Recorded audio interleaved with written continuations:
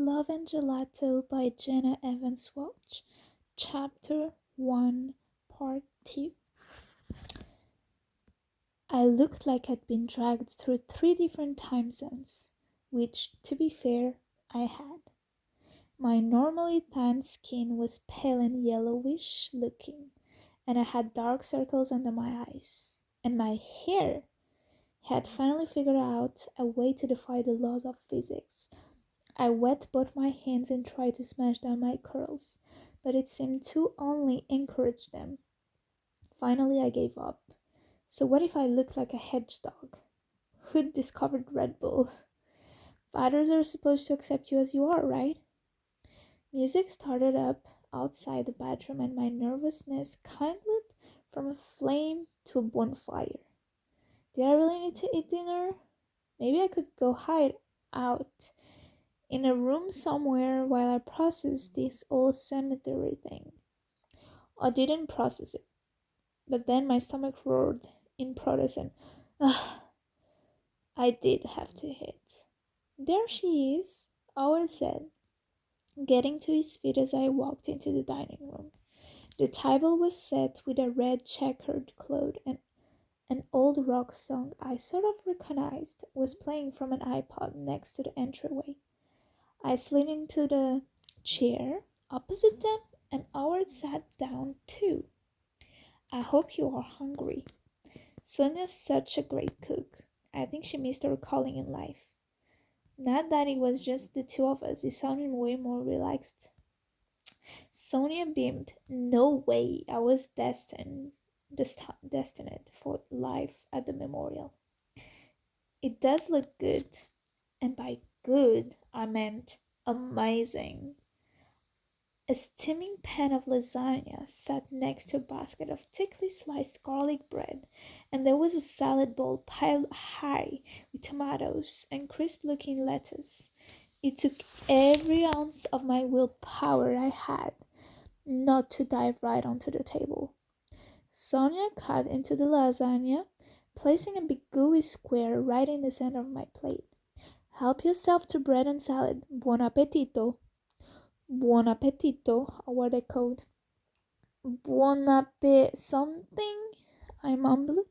The second everyone was served, I picked up my fork and attacked my lasagna. I knew I probably looked like a wet mastodon, but after a full day of nothing but airline food, I couldn't help myself. Those portions were miniature. When I finally came up for hair, Sonia and Howard were both staring at me. Howard looked immediately horrified. So, Lena, what kinds of things do you like to do? Sonia asked. I grabbed my napkin. Besides scare people with my table manners? Howard chuckled. Your grandmother told me you love running. She said you average about 40 miles a week and you're hoping to run into college. Well, that explains the appetite. Sonia scooped up another piece and I gratefully held off my plate. Do you run at school? I used to. I was on the varsity cross-country team, but I forfeit my spot after we found out. They both just looked at me. When we found out about the cancer, practice took up a lot of time and I didn't want to leave town for all the meat and stuff. Howard nodded. I think the cemetery is a great place for a runner.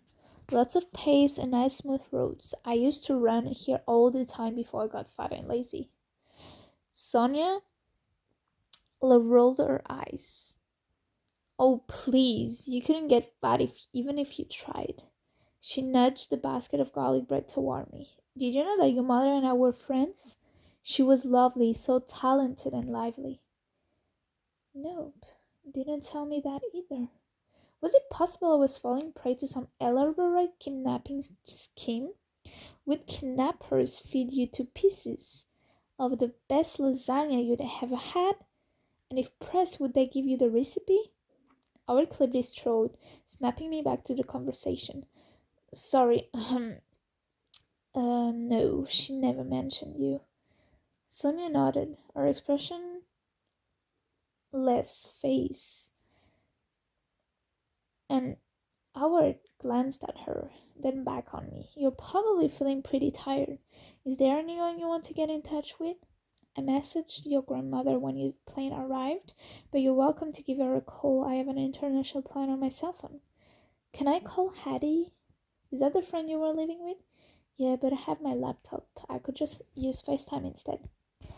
That might not work tonight. Italy is exactly on the cutting edge of technology, and our internet connection has been pretty slow all day. Someone's coming by to take a look at it tomorrow, but in the meantime, you can just use my phone. Thanks. It pushed back from the table. Would anyone like some wine? Yes, please, Sonia said. Lena, I'm kind of underage. He smiled. Italy doesn't have an age drinking. So I guess it's a little different around here, but no pressure either way. I'll pass. Be right back. He held for the kitchen. The room was quiet for about 10 seconds, and then Sonia set her fork down. I'm so happy you're here, Lena, and I want you to know that if you need anything, I'm just a stone's throw away, literally. Thanks. I turned my eyes on a spot just over her left shoulder. Others were always trying too hard around me.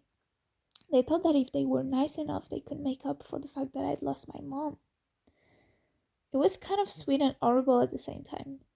Sonia glanced toward the kitchen and then lowered her voice. I wanted to ask you, would you mind stopping by my place sometime tomorrow? I have something to give you. What? We can talk about it tomorrow. Tonight you just focus on settling in. I just shook my head. I was going to do as little settling in as possible. I wasn't even going to unpack my bag. After dinner, Howard insisted on carrying my suitcase upstairs. I hope you like your room. I repainted and redecorated it a couple of weeks ago, and I think it turned out really nice. I keep most of the windows open in the summer.